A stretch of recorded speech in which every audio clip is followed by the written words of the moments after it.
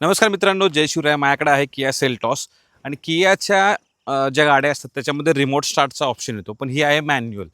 बऱ्याच लोकांना क्वेश्चन होता की मॅन्युअल गाडी कशी स्टार्ट केली पाहिजे. त्यासाठी काही प्रीसेट कंडिशन्स असतात ना, ते आपल्याला आहे ना सेट केल्या पाहिजेत, तर ती गाडी स्टार्ट होते. आता गाडी बघा, लॉक केल्यानंतर मी गाडी ही चालू होणार नाही, अजिबात चालू होणार नाही आहे.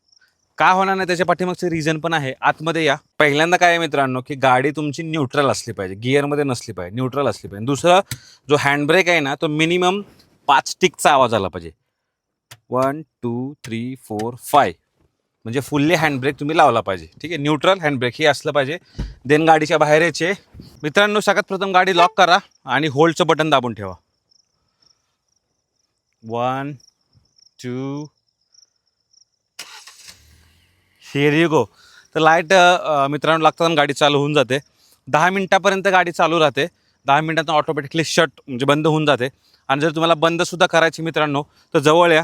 इथे तुम्हाला कीवर बटन आहे ना, हेच तुम्हाला होल्डचं बटन परत प्रेस करायचे, गाडी बंद होणार आहे. ठीक आहे. गाडी जर चालू असेल आणि तुम्ही जर अनलॉक केली, ओके, आणि मी जर दरवाजा कोणताही ओपन केला आणि काही काम करतोय, तर तरी देखील गाडी ऑटोमॅटिकली बंद होणार आहे. हे सेफ्टी पर्पजसाठी आहे, गाडी बंद होते.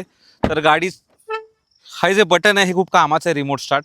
हे कशासाठी आहे, जेव्हा तुम्ही उन्हाळ्यामध्ये गाडी चालवतो किंवा खूप गरमी होते, गरमीमध्ये गाडीमधला AC चालू करून ठेवायचे, अशा वेळेस बेस्ट काम आहे.